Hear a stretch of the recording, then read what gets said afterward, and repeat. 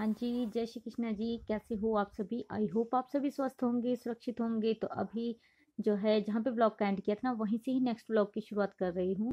और यहाँ पर आए थे हमारे शहडोल में श्री संजय अवस्थी जी, तो यहाँ पर जो है इनका बहुत अच्छे से स्वागत किया गया और सभी लोग जो है एकत्रित हो गए थे यहाँ पर। तो चलिए जी दिखाते हैं आपको कि यहाँ पर किस तरीके से जो है सभी लोगों ने मिलकर इनका स्वागत किया। और हमारे प्रधान जी, उप प्रधान जी सभी लोग थे यहाँ पर, पंचायत से भी, गांव के भी, और बहुत सारे लोग एकत्रित हुए थे। तो चलिए क्या क्या डिमांडें रखी गई। सम्माननीय विधायक श्री संजय अवस्थी जी, इनके साथ आए समस्त बंधुओं, नाम नहीं लूंगा, टाइम बहुत लगेगा, और जितने भी जाने के बाद आज मैं कहना एक विधायक क्या होता है। अगर हम लाइव प्रोग्राम देखें, आपकी आवाज विधानसभा के अंदर पहुंचेगी, आपके जो भी काम होंगे आप इस संकोची को बता सकते हैं। मैं ज्यादा भाषण देना भी नहीं जानता और मैं काम में विश्वास रखता हूं, काम होने चाहिए, तो गरीब आदमी का काम होने चाहिए। तो आपको ऐसे विधायक मिले हैं, तो मैं ज्यादा मैं कहता हूँ हमारी जो डिमांड है वो प्रधान जी रखेंगे। और अवस्थी जी से मैं एक रिक्वेस्ट करूंगा कि आपको जैसा कि पता है कि 2016-15 से हमारे जो स्कूल में परमिशन लेनी पड़ती है, उसमें कभी कठिनाई होती है। तो इस पंचायत ने एक छोटे से ग्राउंड का निर्माण किया है जिसमें 1.5 लाख की जरूरत है, और मौजे हमारा 26 तारीख को फंक्शन भी आने वाला है। तो काइंडली मेरी यही है। और एक हमारा जो है वो भवन के जो डिप्लो कार्ड है, इसमें 2-3 पोर्शन छूटे एक्चुअली साहब से ही करवाया है, शहरों स्मो और कैट, और जहाँ से श्रीमान जी भी आ पाए इसमें भी थोड़ा सा काम रहा है। बाकी ये लोग बताएंगे। जय हिंद, जय भारत।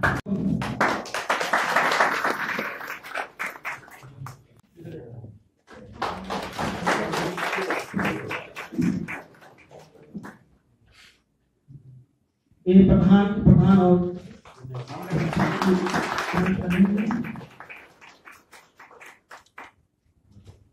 धन्यवाद आप सबका बहुत सभी अभी आप लोग रखेंगे तो प्रार्थना इन्हें अपना आशीर्वाद पूर्ण करने की प्रार्थना करेंगे। तो अब मैं नवनिर्वाचित हमारे विधायक श्री संजय अवस्थी जी, इनके साथ यहाँ पर पधारे अन्य लोग, प्रधान ग्राम पंचायत शहडोल, प्रधान ग्राम पंचायत शहडोल, सभी यहाँ पर पधारे हुए बुजुर्गगण, माताएं, बहनें, तो क्या साथियों, हमारे पंचायत की कुछ एक जन समस्या ऐसी है जिनसे कि मैं विधायक जी को अवगत कराना चाहता हूँ और उनसे निवेदन चाहूंगा कि जो हमारी समस्याएं हैं उनको शीघ्र सुलझाने का प्रयास करें। जैसा कि हमारी एक बहुत ही समस्या गंभीर समझे या आवश्यक समझे, हमारा यह रोड, मुख्य रोड जो सूरजपुर घुमती से लिंक है, जो वह रोड 4 साल बने हुए हो गए हैं पक्का, लेकिन अभी तक उसका पूरा काम नहीं हुआ है। जो कि पूरा काम का मतलब यह है कि जो मेन रोड है, जैसे मुख्य गांव समूह, कुल्लू, शहडोल, तो कृपया करके अगर आप उसके लिए भी हमारे लिए कुछ करवा सकते हैं चाहे अभियंता से, तो आपकी बहुत बहुत धन्यवाद होगा। हर वर्ष काफी समय से हमारे बुजुर्ग जो है उन्होंने एक मेले का आयोजन शहडोल ग्राम पंचायत में किया है, साथ में कुश्ती का आयोजन भी होता है। उस मेले के लिए हमारे जितने भी बड़े लोग जो उसके कमेटी के सदस्य हैं, हर वर्ष उस मेले का आयोजन जो है स्कूल ग्राउंड में करते हैं।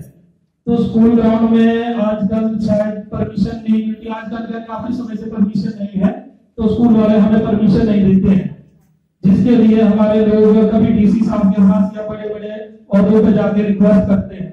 तो अभी ग्राम पंचायत शहडोल के माध्यम से कुछ सहयोग से हमने छोटा सा ग्राउंड बनाने की है कोशिश, लेकिन वो अभी पर्याप्त नहीं है जिसमें हमारा मेला हो सके। तो विधायक जी से निवेदन है कि आप उस खेल मैदान के लिए या मेला ग्राउंड के लिए कुछ अनुदान राशि, उचित अनुदान राशि देने की कृपा करें, ताकि हमारा वो मेला ग्राउंड हमेशा के लिए बढ़िया हो सके। और एक आपसे निवेदन है कि एक हमारे 2017 में पटवार वृत्त का जो ये कार्य DRDA के पास है पटवार वृत्त का, तो आपसे अनुरोध है कि आप कृपया करके DRDA के जो भी हरे उतरे हैं, जो कि ग्राम पंचायत प्रधान, ग्राम पंचायत सहयोग, श्री हरीश कुमार जी वार्ड सदस्य, श्री गजेंद्र कुमार जी, श्री हरिंद्रा मोहिनी जी, श्रीमती सत्या देवी जी, श्रीमती द्रौपदी जी, सभी वार्ड सदस्य, श्री रोशन बंसल जी पूर्व में प्रधान रहे, श्री शेर सिंह कौंडल जी, श्री प्रकाश शर्मा जी, श्री इंदर सिंह कंवर जी, श्रीमती कृष्णा जी, श्री देवीचंद शर्मा जी, श्री नंदलाल शर्मा जी, श्री प्रवीण कौंडल जी, श्री हरिराम जी, श्री नूर सिंह जी, श्री धनीराम जी, श्री रतिराम जी, श्री अमर सिंह ठाकुर जी पूर्व प्रधान रहे पंचायत से। मेरे साथ आए श्री कृष्ण सिंह कंवर जी, जो कि पूर्व में हनुमान पंचायत के प्रधान थे, और श्री हेमंत वर्मा जी, जो कि युवा कांग्रेस के ब्लॉक युवा कांग्रेस के अध्यक्ष हैं, श्री कपिल ठाकुर जी, श्री रोशन वर्मा जी, और यहाँ श्री धनीराम जी, सभी के नाम लूंगा, बहुत समय लगेगा, तो सभी को बड़े आदर से संबोधित करता हूँ। यहाँ पर बैठे मेरे बुजुर्गवार, माताएं, बहनें और युवा साथी, आज सबसे पहले मैं आपको हिमाचल दिवस के अवसर पर हार्दिक शुभकामनाएं देता हूँ, बधाई देता हूँ। आज के दिन हिमाचल प्रदेश भारतवर्ष का 18वां राज्य बना और एक स्वतंत्र प्रदेश बना, और इसी की वजह से ये विकास संभव हो सका, और उस विकास को आगे बढ़ाने का दायित्व हम सभी का है, और हम सभी किसी न किसी रूप में या प्रत्याशी तो एक मुखौटा थे, लेकिन सरकार चुनाव लड़ रही थी, उसके बावजूद आप सभी ने उस दबाव को सहन करते हुए एकजुटता का परिचय दिया, और उपचुनाव में जिस तरह से जनादेश जो आपने हमारे पक्ष में दिया, ये एक बहुत बड़ी बात है, और लोकतंत्र की यही ताकत है। लोकतंत्र का सबसे बड़ा उत्सव चुनाव होता है, और लोकतंत्र में जनता जनार्दन है, जनता भगवान का रूप है। आप ही नेता बनाते हैं, आप ही नेता गिराते हैं। हमें इस बात को समझना चाहिए कि जब ये हमें आपके द्वारा एक सम्मान दिया जाता है, चुनाव के माध्यम से चुनकर प्रतिनिधि बनाया जाता है, चाहे वो वार्ड सदस्य है, उप प्रधान, BDC मेंबर, जिला परिषद, MLA या MP है, हम सभी का ये दायित्व बनता है, फर्ज बनता है कि हम आपके जो अपेक्षाएं हैं, आपकी जो आशा है, उम्मीद है, उसके अनुरूप कार्य करें। मैं जब चुनाव लड़ रहा था तो मैं कांग्रेस पार्टी का उम्मीदवार था, कांग्रेस पार्टी का प्रत्याशी था, लेकिन आज मैं विधायक बना हूं, तो मैं आज सभी का विधायक, आज उन सभी का भी विधायक हूं जो किसी कारणवश मेरे समर्थन में नहीं थे। एक समाज से एक विकास करवाना मेरा दायित्व है, ये ऐसी सोच लेकर मैं आगे बढ़ना चाहता हूँ। और ये मैं कहना चाहता हूँ कि जब कभी भी कोई भी संवैधानिक पद हासिल होता है, तो ये शक्ति हमेशा जो है हमें अपने जो क्षेत्र के कार्यों को गति देने के लिए, विकास कार्यों को, नई योजनाओं को लाने के लिए, ताकि उससे जो आमजन जो है लाभान्वित हो, ऐसी सोच लेके हमें आगे बढ़ना होता है। मैं एक ही विचारधारा में जो है विश्वास रखता हूं, और वो है विकास की विचारधारा। हमें विकास करवाना है, ये समय बार बार नहीं आता है, और ये पता भी नहीं चलता कब समय बीत जाता है। इसलिए आपने देखा होगा कि आज हम बहुत से उन नेताओं को याद करते हैं जो आज हमारे बीच में नहीं है, लेकिन उनके काम हमें उनके याद दिलाते हैं कि आज ये काम किसने किया, आज ये ठाकुर धर्मपाल जी की देन, ये कार्य किसने किया, ये स्वर्गीय राजा वीरभद्र सिंह जी की देन। तो ऐसा ही कार्य करके कुछ मैं जाना चाहता हूँ कि आने वाले समय में कि हम जो है अपने काम के माध्यम से हमें जाना जाए, और आने वाली पीढ़ी को कुछ ऐसा विरासत में देकर जाए, एक ऐसी नई सोच देकर जाए, ताकि जो है एक हम नया संदेश, एक नई दिशा समाज को दें। ऐसी सोच लेकर मैं आगे बढ़ना चाहता हूँ। तो मैं इसके लिए एक और, क्योंकि ये छोटा सा कार्यकाल है और इस कार्यकाल में मुझे 2 बार विधानसभा सत्र में जाने का मौका मिला, धर्मशाला के सत्र में, और बजट सत्र जो अभी शिमला में संपन्न हुआ उसमें मुझे भाग लेने का मौका मिला। और मैंने हर संभव कोशिश करी कि पूरे विधानसभा क्षेत्र की मांगों को, जो समस्याएं हैं, उनको मैं विधानसभा के पटल पर रखूं, और उसमें कामयाब भी हुआ। उसका ये परिणाम भी, अच्छे परिणाम भी आए, और उसमें जो हम कहीं पर बजट की कमी थी, बजट की व्यवस्था की गई, कहीं पर चाहे सड़कों के सुधार की बात हो, स्वास्थ्य सुविधाओं की बात हो। लेकिन एक जो बहुत मैं समझता हूँ आपसे भी साझा करना चाहूंगा कि जिस तरह से माननीय मुख्यमंत्री ने घोषणाएं करी और वो घोषणाएं आज तक पूरी नहीं हुई, ये पहली बार हुआ हिमाचल के इतिहास। ये बड़ी दुखदाई बात है, क्योंकि सार्वजनिक मंच से जब कोई राजनेता और मुख्यमंत्री स्तर के नेता यदि घोषणा करते हैं, वो तुरंत प्रभाव से पूरी होनी चाहिए। वो अपने आप में एक पत्थर की लकीर होती है। हमने तो स्वर्गीय राजा वीरभद्र सिंह जी को भी देखा, अगर वो कोई बात बोल देते थे तो किसी भी अधिकारी की कोई मजाल नहीं है कि उसको उठा देते। वो एक पत्थर की लकीर होती थी और घोषणा पूरी होती थी। लेकिन आज ये पहली बार हुआ कि जब जो भी यहाँ पर घोषणाएं हुई वो कभी अभी तक पूरी नहीं हुई है, और इसका परिणाम भी मिल जाएगा। आज 5 वर्ष होने को है इस सरकार के, और हिमाचल प्रदेश की परंपरा रही है कि हर 5 वर्ष सरकार बदलती है। इस बार कांग्रेस पार्टी की सरकार आनी सुनिश्चित है, और आपसे मैं आग्रह करना चाहूंगा कि आपका आशीर्वाद, सहयोग मुझे और बढ़ चढ़ कर मिले, ताकि यहाँ से बढ़त बनाकर मैं आपका सेवक बनकर, आपका विधायक बनकर विधानसभा पहुंचूं और सरकार का, और ताकि आपके लिए नई योजनाएं ला सकूं और आपके विकास कार्यों को गति दे सकूं। मैं ऐसी आपसे भी अपेक्षा करता हूं। कुछ समस्याएं जो आपके माध्यम से मुझे प्राप्त हुई हैं, अभी आते हुए हमारी मातृशक्ति जो है वहाँ नीचे कल्याणपुर में हम वहाँ पर रुके थे, मिले, तो उनकी भी एक मांग थी महिला मंडल भवन को लेकर, प्रधानमंत्री उसमें तस्दीक किया था। तो मैं महिला मंडल भवन के लिए 1 लाख रुपए की राशि जो है उसके निर्माण कार्य के, और दूसरा जो मांग रखी गई खेल मैदान की, तो खेल मैदान के लिए 50,000 रुपए की राशि तुरंत प्रभाव से मैं देता हूँ, और उसमें अगर कमी आएगी, इसमें यदि कोई कमी आएगी, मैं और राशि भी उस समय तत्काल में दे दूंगा। इसके अलावा जो अभी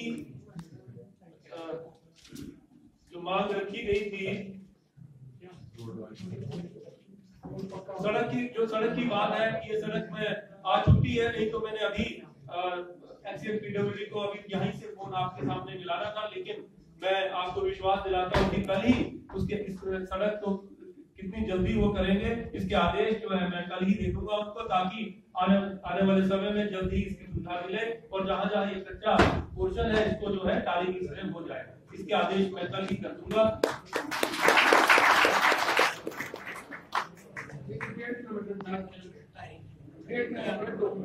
जो कल्याणपुर रोड की आप बात कर रहे हैं 1.5 किलोमीटर का, इसके भी मैं कल ही आदेश करूंगा एक्सेस को, ताकि अभी समय है। और डिपार्टमेंट की बात करी तो डिपार्टमेंट की बात मैं कल ही डीसी सोलन से बात करके जो इसमें क्या कमी है, क्यों ये अभी तक जो है ये इम्प्लीमेंट नहीं हुआ, तो मैं बात करूंगा कल ही, और कल आपको मैं बता भी दूंगा कि मैंने क्या बात की और उनका क्या जवाब आया। ये मैं कहना चाहूंगा। आज यहाँ पर युवक मंडल भी है, तो युवक मंडल रजिस्टर्ड है आपका? कोई है युवक मंडल?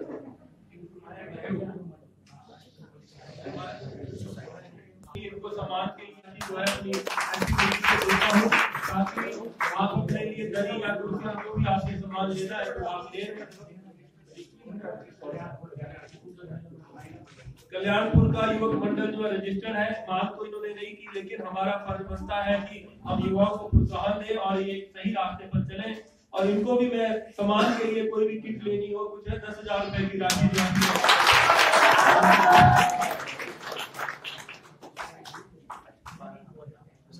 महाराणा प्रताप सामाजिक संस्था जो यहाँ पर रजिस्टर्ड है, तो मैं 10,000 रुपए की राशि आपको भी जो है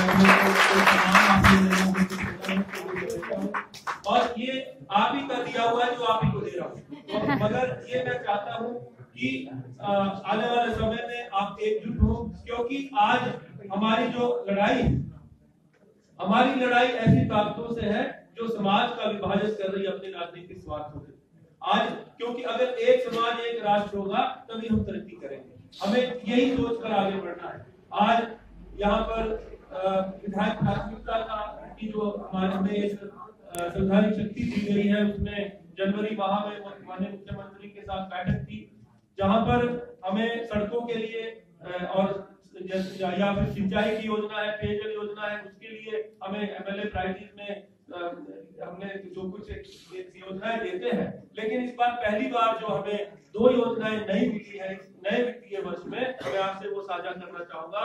एक तो रोपवे की योजना है। रोपवे जो है, मैंने यहाँ पर मेरा जो विचार है और जो मैंने सोचा है कि रोपवे बाड़ीधार के लिए एक रोपवे मैं जो अपने एमएलए प्रायोरिटी में डालने जा रहा हूँ, ताकि जो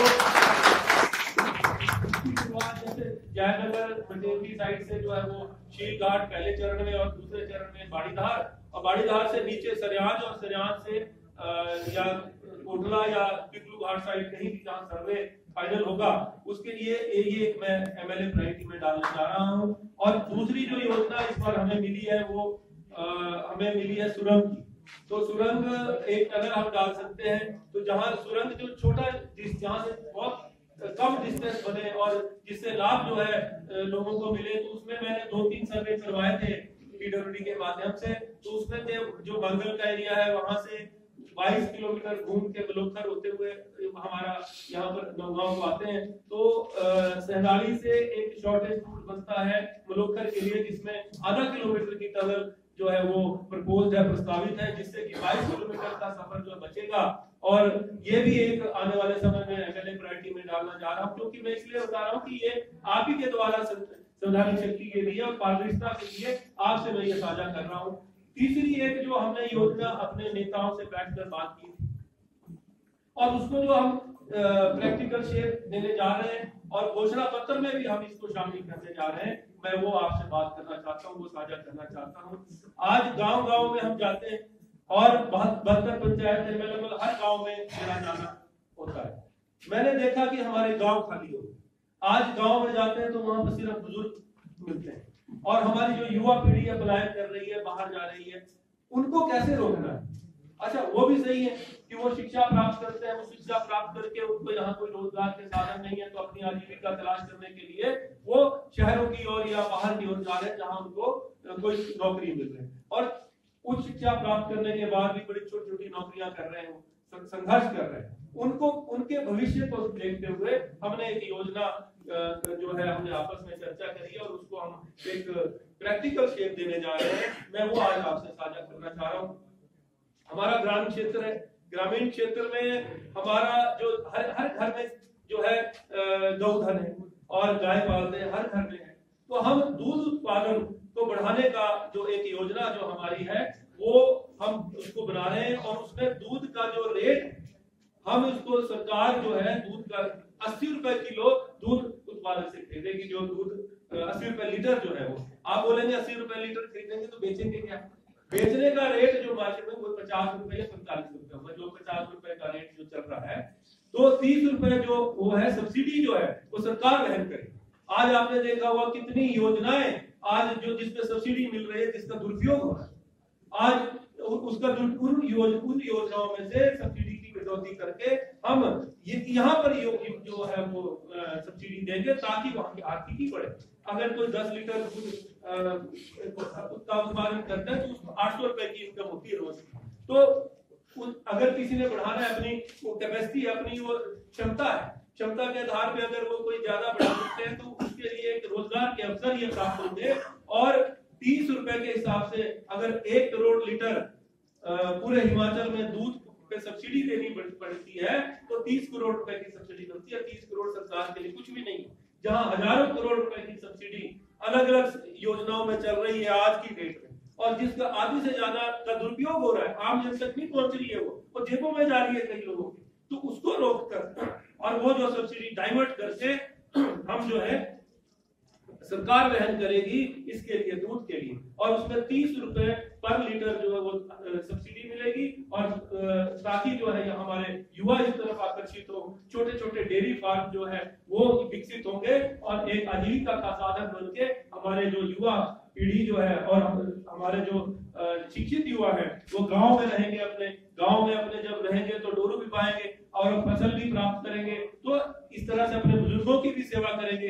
ऐसी योजना जो हमने अभी कई दिनों से हम इसमें चिंतन कर रहे थे और अब हमने ये इसकी डीपीआर बनने के लिए अपने कंसल्टेंट्स को हायर किया है और उनको दी है कि इसको आप डिटेल प्रोजेक्ट रिपोर्ट बनाएं, ताकि जो है इसको जैसे ही हमारे अनाउंस होते हैं इलेक्शन, हम इसको सरकार बनने के बाद लागू करने जा रहे हैं। ये आज मैं आपको साझा करना चाहता हूँ।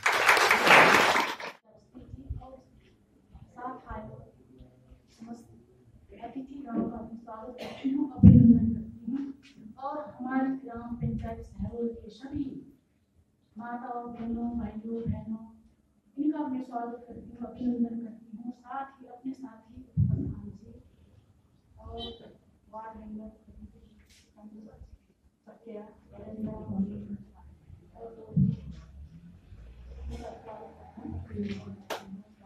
बधाई देना चाहती हूँ। आप सभी अपना कीमती समय निकाल कर आज हमारी ग्राम पंचायत में आए, आप सभी दिल की गहराई से आभार करती हूँ, धन्यवाद करती हूँ कि आप